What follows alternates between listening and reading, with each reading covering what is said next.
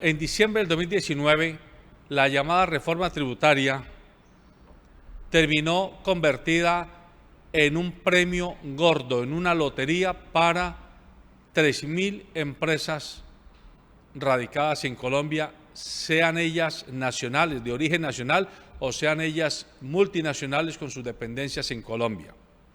9 billones, con B larga, 9 billones de pesos en exenciones tributarias fueron el resultado de esa reforma tributaria.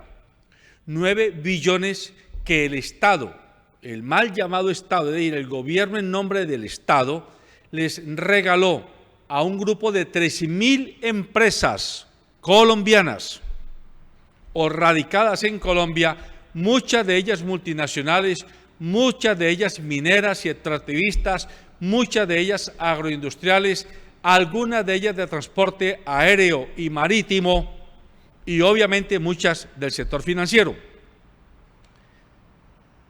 Ahora se nos está hablando de una nueva reforma tributaria, pero se nos dice que como les parece injusto, eso lo dice por lo menos el ministro de Hacienda, el flamante ministro de Aguas, de Hacienda, el ministro de los Acueductos, el ministro de los Impuestos, el doctor Alberto Carrasquilla, el que montó un tinglado para tumbar literalmente 150 municipios del país hace ya muchos años con los famosos bonos de agua para hacer acueductos donde no ha llegado el agua todavía, pero las deudas sí quedaron. Y él, como representante de una empresa particular, se quedó con una gran tajada vía comisiones de esos negocios. Eso lo hizo cuando no era ministro, pero lo hizo después de haber sido ministro y antes de serlo ahora.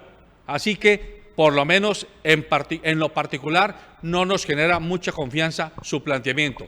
Él ha escrito recientemente un artículo donde dice, es que es injusto que alguien que compra en Carulla, Pomona, un producto pague IVA y alguien que compre en una tienda rural no pague IVA. Eso suena bonito, eso es un regalo envenenado, es una galleta envenenada. ¿Por qué?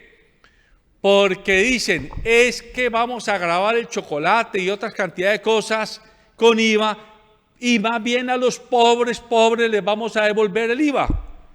Bonito el discurso, suena bueno para los oídos, pero lo que no nos dice es que allí escasamente se va a devolver no más de 1,5 millones o 2 billones de pesos de un recaudo tipo IVA mayoritario en la canasta familiar, sin tocar el que más bien el Estado pare las exenciones tributarias a esas 3.000 y tantas empresas que siguen lucrándose de 9 billones, no por una vez, sino todo el tiempo. Porque mientras no se desmonten las exenciones, año tras año seguirán gozando de sus exenciones. Ese es el fariseísmo del que habla el economista Luis Carlos Reyes en sus columnas de opinión y de su observatorio económico de la Universidad Javeriana. Eso no lo estoy diciendo yo, lo dicen expertos, analistas que se toman el trabajo con sus estudiantes de hacer cuentas y sumas y restas y encontrar que esto es un sainete de mentiras, de regalos envenenados. Pero también admitamos que el problema es de la historia de la humanidad. Nunca los reyes grabaron a los poderosos del reino porque tumban al rey. Nunca los reyes grabaron a los pobres del reino porque ellos son la clientela que tiene el rey. Luego, los reyes ¿a quién graban? A la clase media, a la clase sándwich, es decir, a usted y a mí, a los que tenemos rentas de trabajo, a los que tenemos pequeños negocios, a los que no tenemos forma de evadir, de eludir el control tributario del Estado. Eso, uno. Y dos, preguntémonos de nuevo por qué el Estado sigue feriando recursos, cerrando los ojos vía corrupción y vía contrabando. Y no agreguemos vía ese crecimiento esponjoso del Estado, ineficiente además en muchas áreas del poder público. No hay ninguna fórmula demostrativa de poder político, de voluntad política para detener la corrupción que está entronizada en el propio Estado. No hay ninguna fórmula de voluntad política que nos diga vamos a combatir el contrabando, pero no el contrabando simplemente el que cogieron 5 camiones y un cargamento de pantalones o de cosas de electrodomésticos. No, el contrabando técnico, ese que se hace con la parafernalia legal y que se hace en los aeropuertos y en los puertos marítimos y en los puertos terrestres. Ahí hay que meterle la mano, porque ahí hay mucha plata embolatada y mucha plata que queda en muy poquitas manos, algunas de apellidos muy ilustres, que no los vamos a mencionar para no meternos más en camisa de 11 varas. Pero usted y yo sabemos mentalmente a quiénes nos estamos refiriendo. Y, por otro lado, nos preguntamos, ¿de verdad seguimos con un Estado ineficiente?